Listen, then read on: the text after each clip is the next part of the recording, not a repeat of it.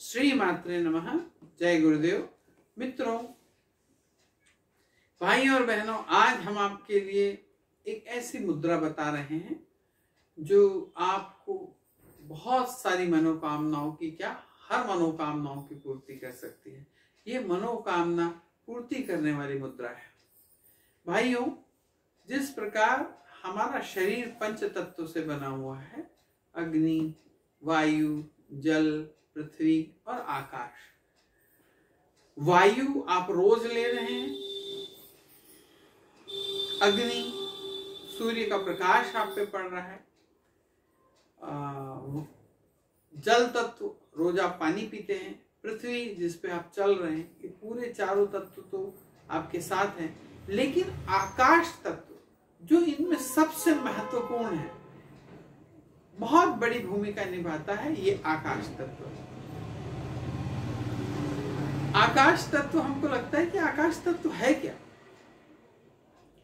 भाइयों, आप विश्वास करिए कि आज आप इस चेयर पे बैठे हैं तो वो आकाश तत्व के कारण है। ये नवग्रह अपनी जगह में घूम रहे हैं, ये उसको अपनी जगह में रखने वाला जो तत्व वो आकाश तत्व है। हजारों गैलेक्सीज, हजारों अनंत ब्रह्मांड जो हैं, ये अपनी जगह में घूम रहे हैं। इनके बीच की जो दूरी को डिफरेंस कनेक्ट करके रखता है, ये आकाश तत्व का एक पावर है जो इन सबको कनेक्ट करके रखता है।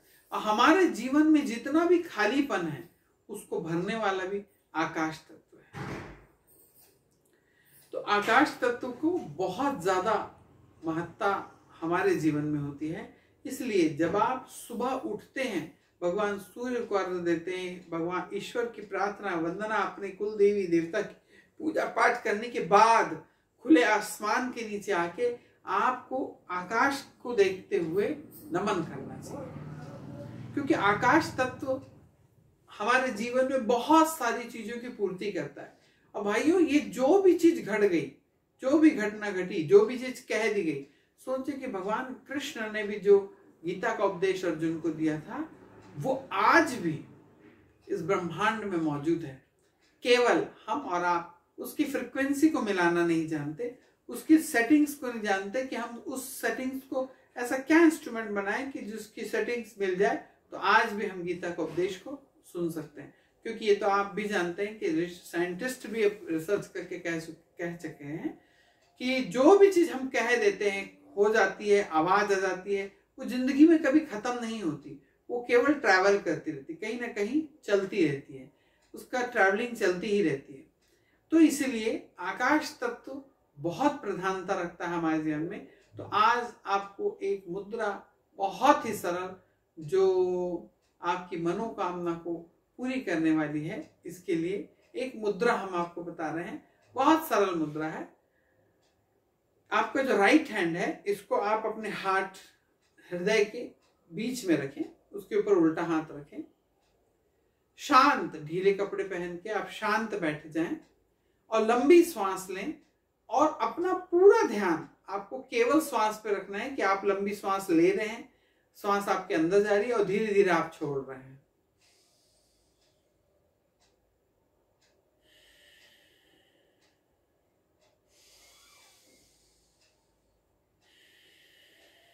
इस प्रकार आपको इस मुद्रा को करना है। यह है मनोकामना मुद्रा। यह आपकी हर मनोकामना को इस पूरे 5 से 7 बार जब आप इस प्रक्रिया को करते हैं तो इसमें आपको किसी प्रकार की कोई चीज सोचना नहीं है, कोई विचार नहीं रखना है कि मेरे ये काम पूरा हो जाए, वो हो जाए, इस सब का कुछ नहीं करना है। केवल आपको, आप जब श्वास ले रहे हैं तो आपका पूरा ध्यान श्वास पे रहेगा। जब वो श्वास अंदर जा रही है, कहाँ तक जा रही है उसे महसूस करना है। और फिर उसके बाद जब आप श्वास छोड़ रहे हैं तो श्वास बाहर निकल रही है। मात्र इतना आपको ध्यान रखना है। राइट हैंड को पहले आप अपने चेस्ट के ऊपर रखेंगे, उसके ऊपर लेफ्ट हैंड रखेंगे और 5 से 7 बार केवल लंबी श्वास लेना और छोड़ना। इससे आपके अंदर में दृढ़ता आएगी।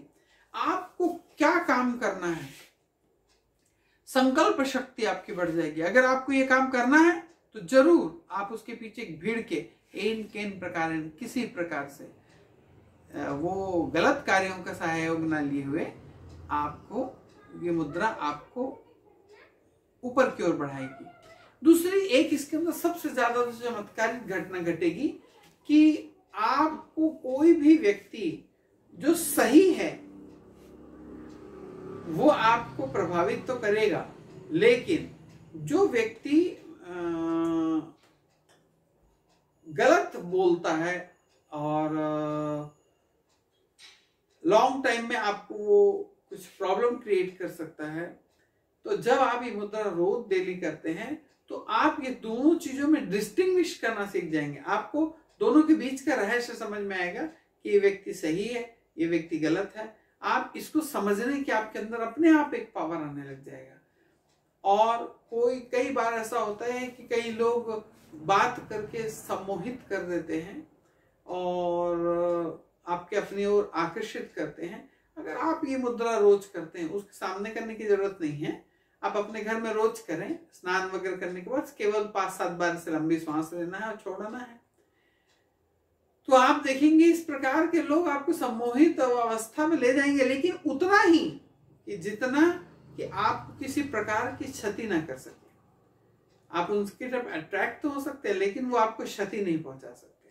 केवल आप सुन सकते हैं, समझ सकते हैं, आपका आत्म मंथन जो है वो बढ़ने लग जाएगा। क्योंकि ये जो हमारा हृदय है, हृदय का जो क्षेत्र है, यहाँ का जो अध्याष्ट देवता है भगवान शिव हैं, और यहाँ की जो अध्याष्टी देवी है वो देवी मंत्रिणी है। मंत्रिणी का नाम से ही आप समझ गए होंगे कि मंत्रिणी एक ऐसी देवी जो हम अपनी मंत्रणा कर सकते हैं। हम अपने आप से उसको समझ सकते हैं और अपने हृदय में उसको टटोल सकते हैं कि ये सही है कि गलत है, और उसका सही निष्कर्ष हमारे सामने आता है। ये मुद्रा को हम मनोकामना मुद्रा कहते हैं। मनोकामना मुद्रा करने से आपकी सभी मनोकामनाएं धीरे, क्योंकि अब आपने एक तत्व जो आपको हर जगह दिखता है पर आप उसको महसूस नहीं कर सकते, केवल खाली स्थान के रूप में दिखता है, वो है आकाश तत्व। अब आपने आकाश तत्व को भी काम में लगा दिया। भाइयों, गूगल बाबा तो अब सोचिए कि आपकी फोटोज को और ये सारे जो आप उसमें फाइल डालते हैं क्लाउड में जमा ही कर दे रहे हैं। वो तो पहले ही से ही इसका उपयोग करना चालू कर दिए हैं। अब आप भी अपने तत्वों को, अपनी ऊर्जा को आकाश तत्व से खींच के अपने अंदर में अपने आप को स्ट्रॉन्ग करने के लिए और अपनी हर मनोकामनाओं को पूर्ण करने के लिए आपको आकाश तत्व को अपने शरीर के अंदर ज्यादा से ज्यादा मात्रा में लाते हुए, और जब आप ये मुद्रा करते हैं तो आकाश तत्व आपकी सहायता करने लग जाता है। और जब भी किसी कार्य के लिए आप दृढ़ संकल्प होते हैं, उस कार्य को जल्दी से जल्दी बढ़ा के सुचारू रूप से, लोगों को बहुत आश्चर्य होगा कि आप इतनी सहजता से कैसे कर लेते हैं, ये कैसे हो गया। कई लोग तो ये सोचते रह जाएंगे कि भैया ये दिखता तो कुछ नहीं, समझ नहीं आता कुछ, लेकिन काम सब हो जाते हैं, ये कैसे हो रहा है। तो अब आपने आकाश तत्व को काम में लगा दिया है। जहां जाएंगे आप, इस सृष्टि में जहां जाएंगे, आकाश तत्व वहां मौजूद है और वो अपने कार्य में लगा हुआ है। तो भाइयों, इसे ज्यादा से ज्यादा शेयर करें, अपने तक सीमित ना रखें, अपने बच्चों को, अपने परिवार के सभी सदस्यों को इसे देखें, छोटे बच्चों को भी इसे दिखाएं, क्योंकि जब वो धीरे धीरे इन तत्वों की, इन चीजों की महत्ता को समझते हैं तो धीरे धीरे उनके अंदर में अपने धर्म के प्रति आकर्षण पैदा होता है। वो अपने धर्म को दृढ़ता से मानते हैं। तो बाद में वो पेरेंट्स ये नहीं कह सकते कि भैया हमारा बच्चा लव जिहाद का शिकार हो गया या उसने धर्म परिवर्तन कर लिया। आजकल तो वो दूसरी धर्म की ओर ज्यादा आकर्षित है, कब्रों और इसमें जाके अपने माथा मार रहा है, इस टाइप की चीजें ना रहेगी। हम लोग ईश्वर और परम ब्रह्म के पूजक हैं, देव पूजक हैं। हम लोगों को अपने धर्म की बातों के ऊपर विश्वास करते हुए इन छोटे छोटे प्रयोग करते रहना चाहिए, जिससे हमारा विश्वास और दृढ़ होता जाए। जय हिंद, जय भारत।